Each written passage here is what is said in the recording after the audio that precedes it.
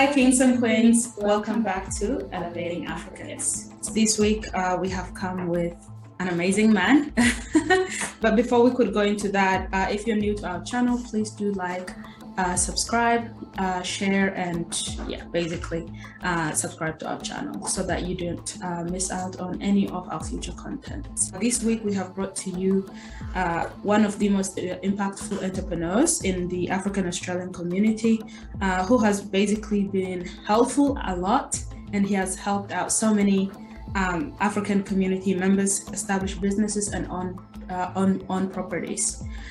So he's known for his compassion and kind personality. Please help me welcome the legend himself, Kennedy. So thank you so much for being with us today and accepting our invitation to have this. I know it's for someone who's as busy as you, it's very hard to take time off, but we appreciate that. Absolutely. Thank you for having me to give the opportunity to what I think about issues, and especially about the African community. You're very welcome.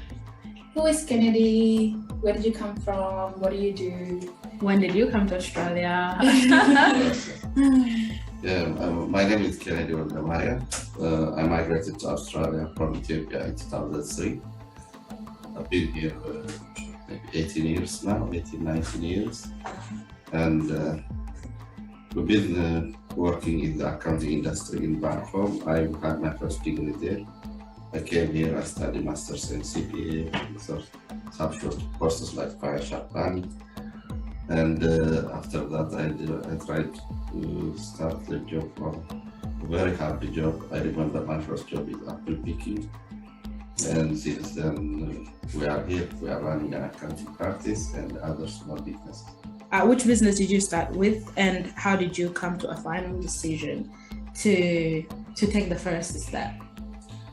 As I mentioned before, I tried to work a lot of different jobs in Sydney and in Queensland.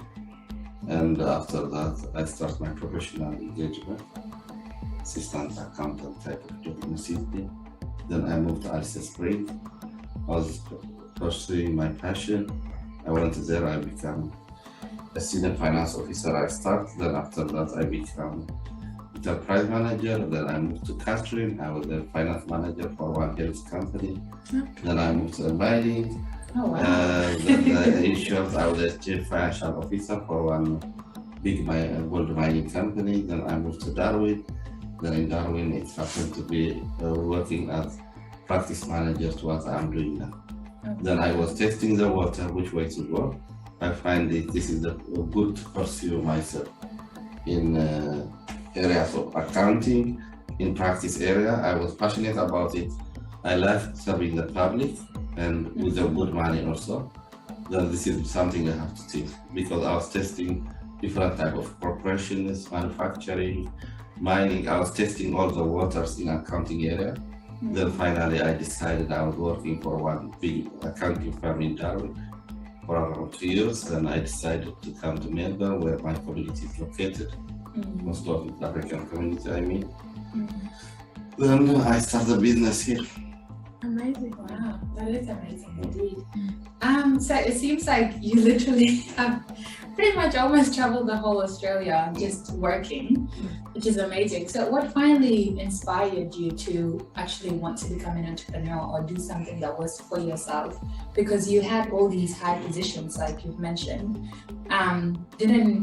Why didn't you get comfortable with what you had instead of that you actually went out and became an entrepreneur? What inspired you to do that?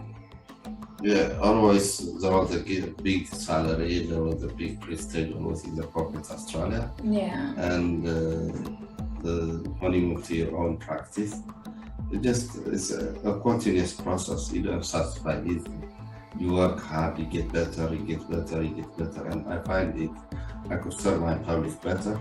And owning a company, your own company, it will make you a better person and serving the public, and it's a good business opportunity. Running your own business, a dream come true always. Having a successful company, employing 15 people is a good way of running a business. This is where we are, but this company was, I think you might know it, when it came in 2011, it was by myself. It's 1% company when I started. It's a laptop company. Yeah. Then slowly grow up, we are here. And still not satisfied. I want to pursue my profession. This is why I'm doing it from different perspectives. One, for a young generation like you, I could show them I could do it, we could do it. You could try something else. Absolutely. We don't have to just rely in one thing only. We have to take different paths to change the history of the community, Absolutely. to elevate the subsystem of the community. We have to try different things. We don't have to go one path. It has to be different paths. Yeah. That's what I'm doing. Most of it is I did it for my kids and for my community to do better on what we are doing.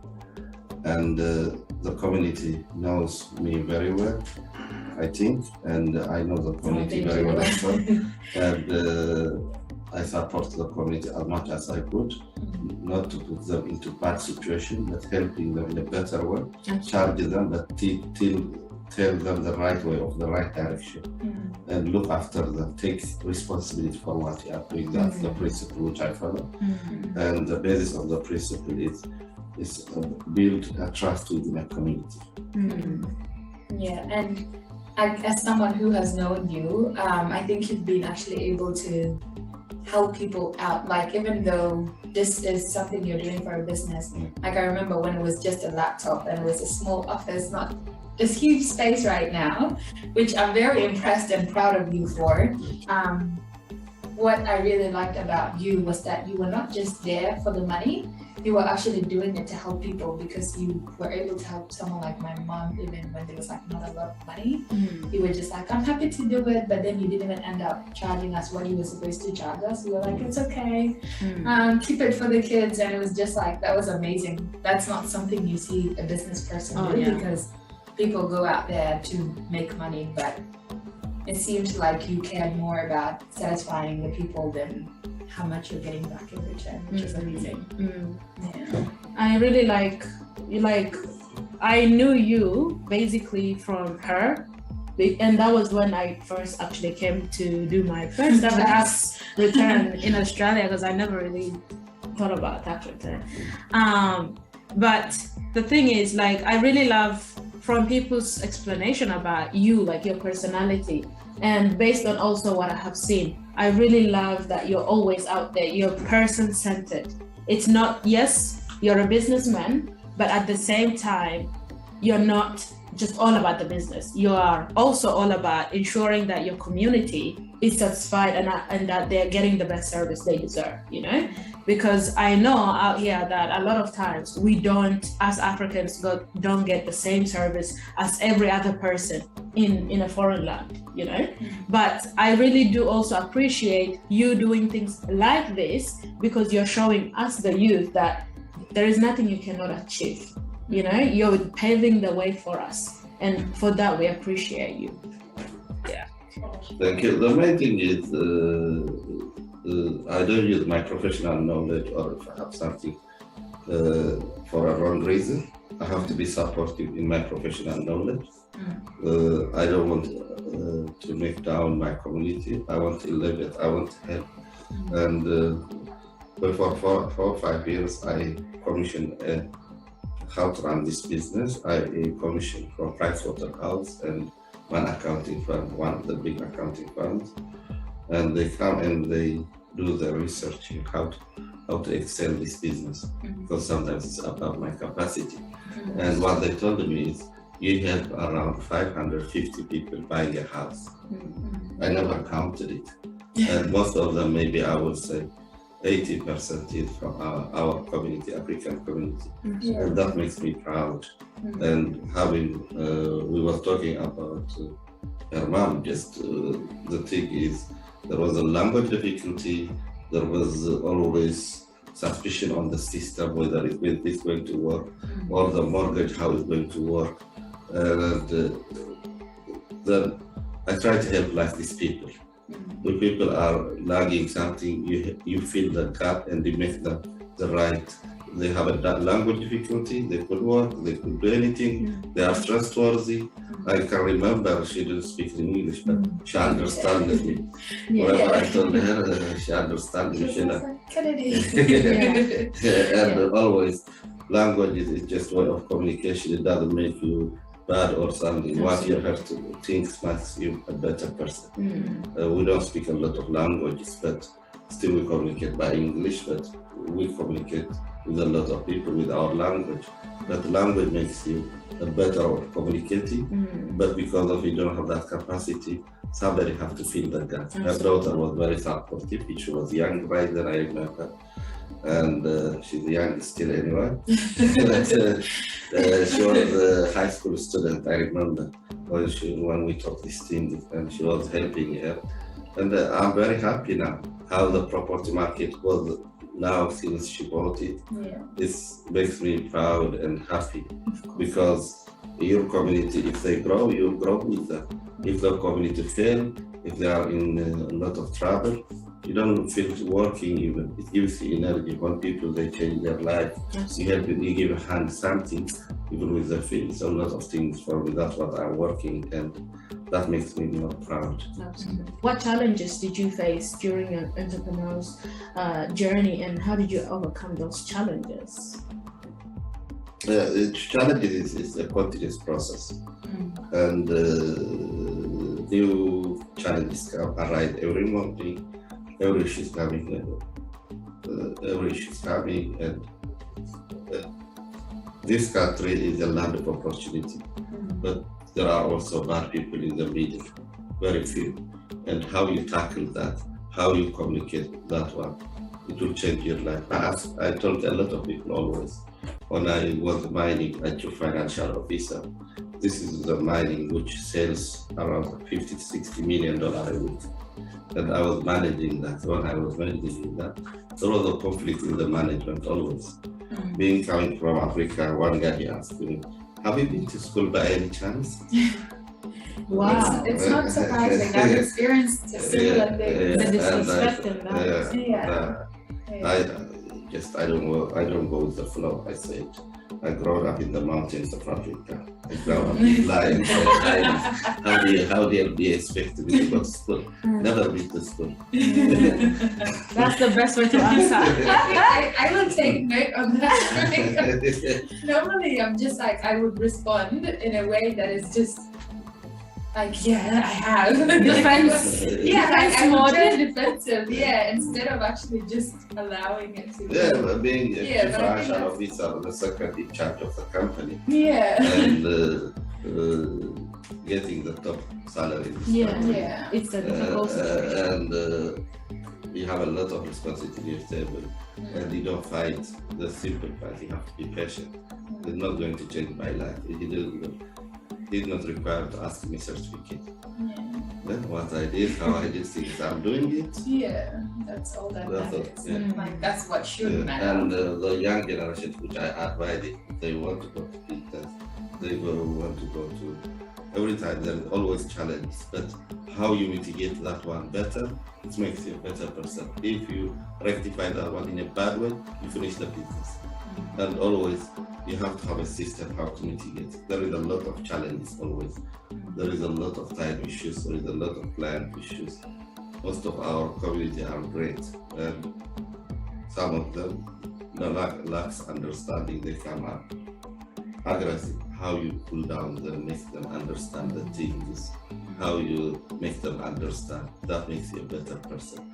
If you fight with them when they fight, and they jeopardize their business. While the younger generation, which I advise, they can start any business, but discipline, persistence, and determination is important in the success of a business. People actually, like, a lot of people want to be successful, but they don't really understand what it takes, you know? And managing people, like, yes, you may be the person owning a business, but you really need to be able to manage the challenges that come onto you, and that is whether it's financial challenges or it's people being difficult, basically. But you need to be able to, of course, really cool down yourself and see it from a better perspective, and actually respond in a way that doesn't give them the power to turn against you. I think that's actually an important one that we probably need to like. I feel like we don't really have this space where we learn about, or where we discuss what's out there or what we could experience, and then sort of learn to deal with it.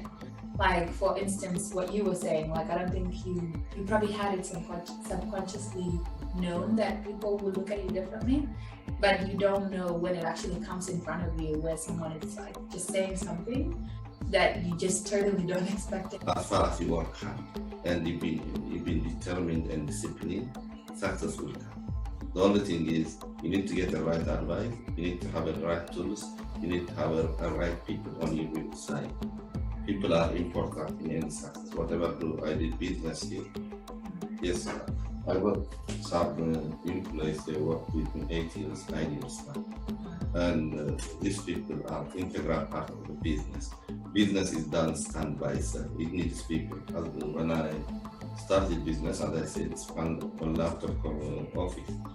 But through the time, it goes up, you can't handle everything yourself. And you have to let it to somebody to do it. And you will have the compliance and more of customer service skills at the end. And you need to update with the regulations changes and also be an accountant, but also you need to help manage it. Because employees are the critical success factor for a business. What type of people you have around you makes a difference. Absolutely. And people, they come to you, most of the time, if you are good to them, they will be good, 99%. But it doesn't mean you are good, 1% are going to be bad. It could happen, you have to accept. But good means discipline, to manage the relationship properly and professional, and understand their problem, help them when they need help. This sort of thing, these people, they like it and they want to stay with you. And it's because of this that people love you and always come back to you. Was there a particular event in your life that you think made a major contribution to your success? And if so, what was it? Always I named my dad. My dad was a very hard work person and very talented, never been to school, but naturally gifted person, disciplined, and he wants to work. And every time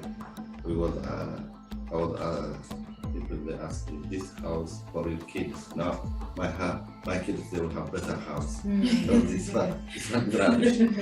Because I invested on them, I want them to go to school. I wanted to wake up in the morning to do something. And we was always, when I remember about my dad, I don't feel comfortable because I miss him so much. But since then, different people, they inspire you, they help you. Everybody gives you a hand if you are positive. When I came to Australia, people, they give me a hand. And always, I would like to name them and to name their names, because always people, they don't know me. Then just for being their friend, for being their workmate, they give me a hand. And what advices do you have for other Africans who would like to pursue the same career path as you? The main thing is we need accountants, we need financial planners, we need lawyers, we need doctors, we need engineers, we need every profession. Everybody has to be excellent on what we are doing. We have to bring excellence on what we are doing if we're going to live in this country and put our names for the next generation. And always, as young kids, I ask them, they have to push themselves first before they start to work for somebody. Absolutely. To know how the business is operating, because you study CPA, you study legal, or an engineer, you can't work in the field. You have to learn from somebody first. The practical experience, you have to get it. Always, most of the business failures are all our restaurants, all our small business. Why they are failing, why they are struggling. One, they don't have proper plan. Second, they don't know the regulation process, how the business works, because they never work for somebody. And that is affecting the businesses. And try to get proper advice from the professional person. how to run a business, what issues I could have, what legal precedent could have. And so business is more entrepreneurship, capital, and labor. These are the key success factors. And you have to have, at the start, yes, the cash flow is very hard. At the start, the entrepreneurship is very hard, unless you acquire for buying something. To open this practice, as I said before to you, I worked 2 years for an accounting practice as practice manager. I was managing the practice. I'm just bringing the same idea, and that makes me more to understand things outside of the box, because I was running, as I said to you before, this practice was maybe earning around 20 million a year, the one I was managing it. And that gives me a business idea, what people they want, what templates do you have to use, how to talk to the ATO, how to talk to ADI, how to deal with clients. This is a different environment from what we know the day-to-day express. This one you learn it from Sunday. And to learn it, you have to push yourself to be employed yourself there. And employ their work there, understand the process. Then opening a practice easy after that. But if you jump directly from school to the practice, it doesn't go away. That's my strong advice. If you want to open a restaurant, you have to go to a restaurant. If you want to be a lawyer, you have to work with a lawyer. If you're an accountant, you have to work with a practice accountant before you open your own business. Interesting. I actually love how you just made everything like a process. It's not like you can't just jump. And skip some steps. You have to actually see how the reality of the job as well before you're able to do it. Because I think sometimes people just want to really jump out there and make something of it. Sometimes maybe if you try somewhere else, maybe that job is not for you. Instead of wasting your money, you see the lifestyle, the restaurant style, maybe that life is not for you. Maybe you see this accounting, for somebody might work, but somebody doesn't like it. And the whole problem is, in our field, what I see is keep changing the profession. That's the very risk way of going, because we don't have proper mentorship and studying unknown courses like international. There is no international course. They call it international. I tell a lot of people this is international business. International business. There is no international. Always something. First, the main thing is to study a profession. They have to have three. One, I really love it. Second, do I have the capacity to do it? Third, is there any money on it? Whether is there, after I finish, did I get job or buy that? If you tick these 3 points, you are able to be successful. But if you don't have capacity and you like it, okay, you like engineering, but I don't have the capacity. That is one. And I study international business. There is no business here employs international business. Thank you so much for tuning in today, and we hope you've enjoyed the episode. And also, if you haven't subscribed or liked our videos yet, please do like and subscribe, and also follow all our social platforms, which is of course all Elevating Africans. Thank you. And also please leave if you have anything that you would like us to say or do, or anyone to interview, leave their details or their names in the comment section, or or if we've done something that you don't like, please put those comments are really essential for us. But thank you so much.